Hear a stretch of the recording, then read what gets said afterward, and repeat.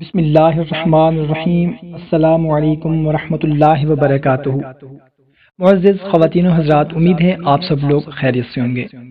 محترم سامعین، آج کی ویڈیو میں آپ لوگوں کو عید کی چاند رات کا ایک خاص عمل بتانے لگا ہوں۔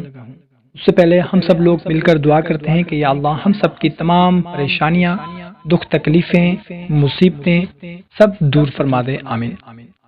محترم سامعین، عید کی چاند رات کا عمل یہ ایک ایسا خاص عمل ہے، اس عمل کو کرنے سے انشاءاللہ عز و جل آپ کی ساری جائز حاجتیں پوری ہوں گی اور آپ کی تمام پریشانیاں ختم ہو جائیں گی۔ اس عمل کی اجازت عام ہے، مگر اپنا نام کومنٹ سیکشن میں لازمی لکھ دیں، خصوصی دعا کے لیے۔ کہتے ہیں کہ جس دعا میں 40 بندے آمین کہہ دیں وہ دعا ضرور قبول ہوتی ہے، وہ دعا رد ہو ہی نہیں سکتی۔ تو محترم سامعین کرام، جب شوال کا چاند نظر آ جائے، آپ کو کنفرم ہو جائے کہ چاند نظر آ گیا ہے یا آپ خود اپنی آنکھوں سے دیکھ لیں، اس کے بعد سے لے کر فجر کی اذان سے پہلے تک آپ نے یہ عمل کر لینا ہے، یعنی کہ رات کو یہ عمل کر لینا ہے۔ کرنا کیا ہے کہ چاند رات کو 2 رکعت نفل نماز حاجت کے پڑھنے ہیں۔ اس کے اندر کوئی بھی صورت آپ ملا سکتے ہیں، سورہ فاتحہ کے بعد کوئی بھی صورت آپ دونوں رکعت میں ملا سکتے ہیں۔ اس کے بعد آپ نے صرف ایک تسبیح اول و آخر 11 مرتبہ آپ نے درود ابراہیمی یا کوئی سا بھی آپ نے درود پاک پڑھ لینا ہے، اور اس کے درمیان میں آپ نے ایک تسبیح یعنی کہ 100 مرتبہ یا توابو یا رحیمو پڑھنا ہے، یا توابو یا رحیمو، اور پھر اپنی حاجتیں اور پریشانیوں کے لیے اللہ پاک سے دعا کرنی ہے۔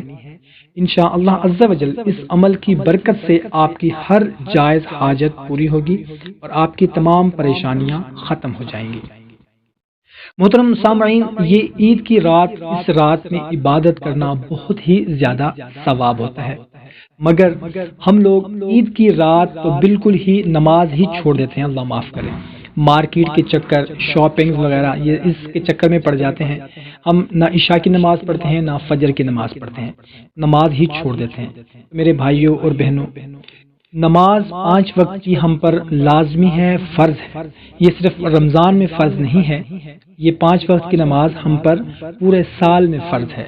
اگر ہم 5 وقت کی نماز ادا نہیں کرتے، حقوق العباد کا خیال نہیں رکھتے، اور ہم کہتے ہیں کہ ہم پریشان ہیں، ہماری پریشانیاں بہت بڑھ رہی ہیں، ہماری فلاں مسئلہ ہے، فلاں مسئلہ ہے، فلاں تکلیف ہے، فلاں اچانک مصیبت آ گئی ہے، میرے بھائیوں اور بہنوں، جب ہم نماز سے، روزہ سے، حقوق العباد سے دور ہو جائیں گے، پھر یہ پریشانیاں، یہ تکلیفیں، یہ مصیبتیں ہمیں گھیر لیں گی۔ تو ہم نے یہی کوشش کرنی ہے کہ جیسے ہم رمضان میں عبادت کر رہے ہیں، ایسے ہی رمضان کے بعد بھی ہم نے کم از کم 5 وقت کی نماز ضرور ادا کرنی ہے، اور حقوق العباد کا خیال رکھنا ہے، اور قرآن پاک کی تلاوت کو بھی اپنا معمول بنانا ہے۔ تو بھائیو، اس کو زیادہ سے زیادہ صدقہ جاریہ سمجھ کر اپنے دوستوں کے ساتھ بھی شیئر کریں تاکہ ان کو بھی فائدہ ہو سکے۔ اللہ حافظ۔